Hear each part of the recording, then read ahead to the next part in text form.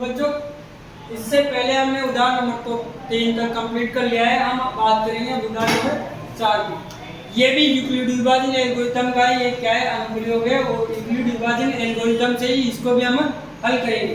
तो क्या बोल रहा है अपन से पहले ये देखते हैं। ये आपसे कह रहा है कि एक मिठाई विक्रेता के पास 420 काजू की बर्फियां और 130 बादाम की बर्फियां हैं। वह इनकी ऐसी डेयरियां बनाना चाहता है कि प्रत्येक डेयरी में न्यूनतम स्थान घेरे। कि क्या करे? प्रत्येक डेयरी न्यूनतम स्थान घेरे। इस काम के लिए प्रत्येक डेयरी में कितनी बर्फियां रखी जा सकती है?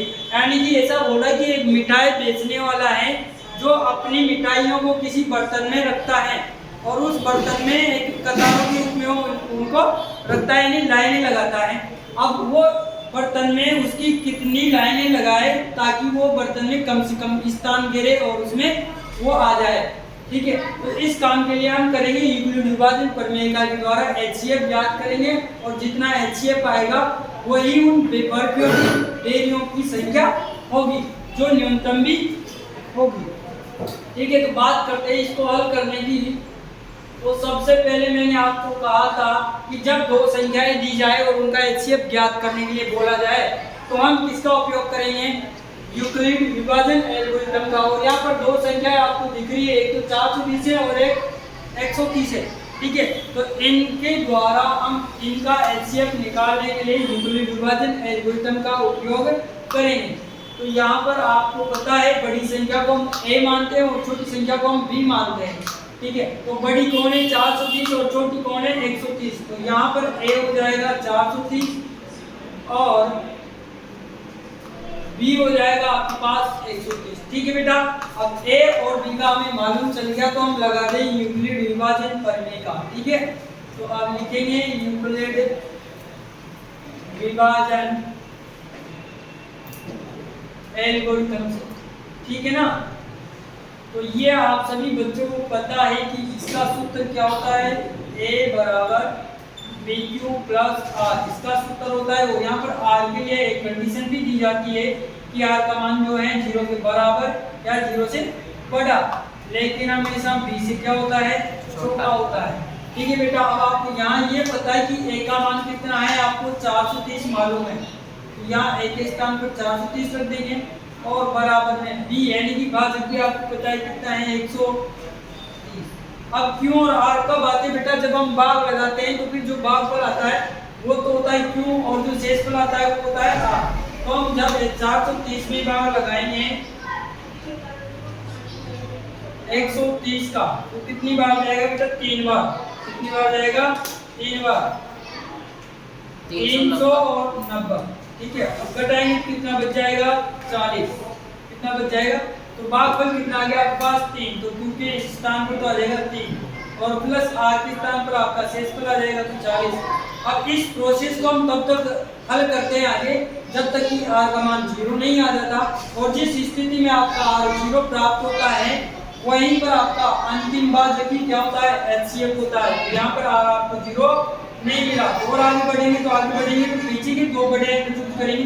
130 तो आ जाएगा यहाँ पे और 40 आ जाएगा यहाँ पे। अब वापस से अपने पास Q और R नहीं है, मतलब Q गुना में आता है और R किस में आता है? प्लस में आता है। क्योंकि दोनों नहीं है तो वापस दोबारा से भाग लगाएंगे 40 का भाग 130 में, यानी 40 का भाग हम लगा देंगे 130 में। तो ये बेटा जाएगा 4 बार। कितनी बार जाएगा? सॉरी 4 बार नहीं जाएगा, 3 बार जाएगा। 4 किया 12, 120 बचेगा कितना? आपके 10 बचेगा। ठीक है, तो भाग गया 3 बार तो ये आ जाएगा यहाँ पे और शेषफल आपका आ गया 10। तो इस कंडीशन में भी R 0 आपका नहीं प्राप्त हुआ। तो हम आगे और भी हल करेंगे। तो कैसे करेंगे? देखो, वापस 40 को लिखेंगे यहाँ पे और 10 को लिखेंगे यहाँ पे।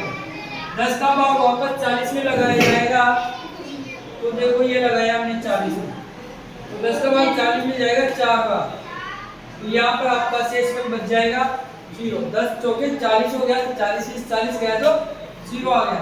तो ये भाग गया आपका 4 बार, गुना में 4 आ जाएगा और प्लस आपका शेषफल R यहाँ पे क्या मिल गया आपको? 0। R यहाँ पर कितना मिलेगा? जीरो। अब मैंने आपको बोला था कि जब आर का मान 0 आ जाए उसी कंडीशन में आपके जो बी का मान होता है वो क्या कहलाता है, एचसीएफ कहलाता है। तो यहाँ पर आपको उसका एचसीएफ आ गया कितना, 10 आ गया।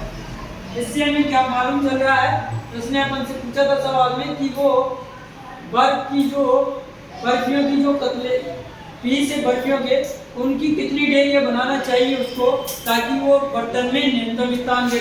तो उसको प्रत्येक बर्तन में उन बर्फियों की 10-10 डेरियाँ बनानी चाहिए ताकि वो बर्तन में न्यूनतम स्थान दे। ठीक है, तो देखेंगे अतः